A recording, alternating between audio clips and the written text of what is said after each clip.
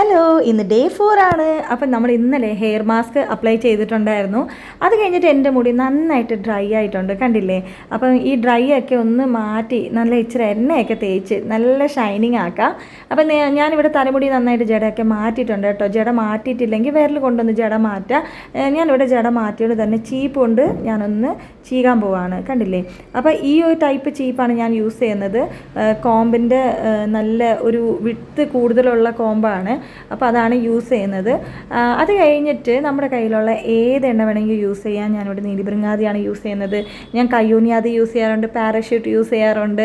കാച്ചിയ എണ്ണ കിട്ടുവാണെങ്കിൽ അതും യൂസ് ചെയ്യാൻ ട്രൈ ചെയ്യണം എന്നൊക്കെ ഉണ്ട് കേട്ടോ.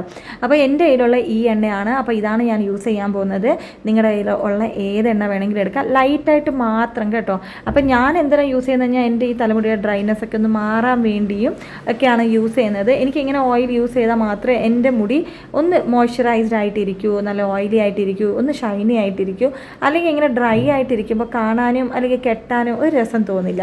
അപ്പോൾ ഇനി നമുക്ക് നാളത്തെ വീഡിയോയിൽ കാണാം. ബൈ.